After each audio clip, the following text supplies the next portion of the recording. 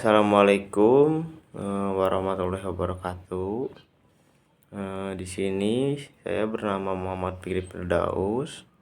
Kelas saya Ikom A2, NPM saya 41153030210049. Di sini saya mau kurang lebih menjelaskan tentang teori kultivasi yang merupakan salah satu teori komunikasi yang mencoba menjelaskan keterkaitan antara media komunikasi. Contohnya, teori kultivasi berpendapat bahwa pecandu berat televisi membentuk suatu citra realitas yang tidak konsisten dengan kenyataannya. Sebagai contohnya, pecandu berat televisi atau pecandu berat sosial media atau gadget gitu.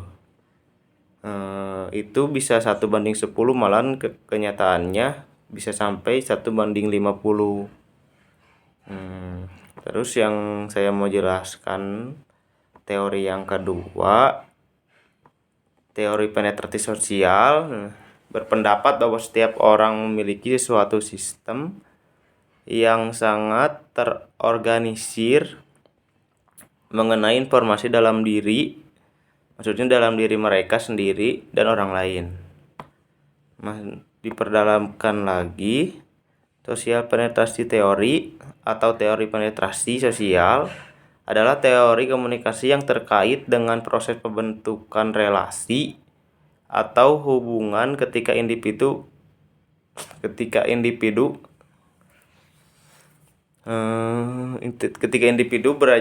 berjarak dari komunikasi yang superficial ke komunikasi yang lebih intim.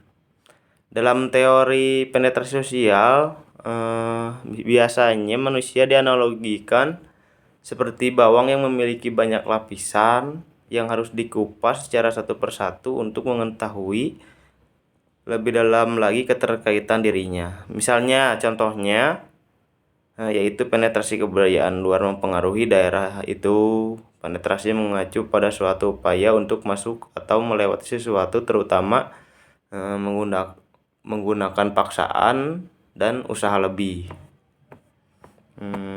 Yang ketiga, di sini saya mau ngejelasin teori komunikasi gaps atau knowledge gaps.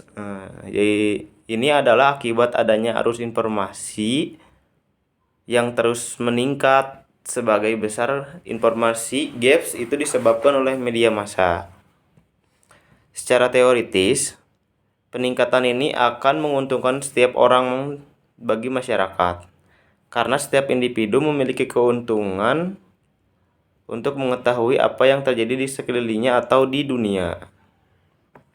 Meskipun demikian, sejumlah peneliti menunjukkan bahwa peningkatan arus informasi seringkali menghasilkan efek negatif. Peningkatan pengetahuan pada kelompok tertentu akan jatuh meninggalkan melebihi kelompok yang lainnya maksudnya.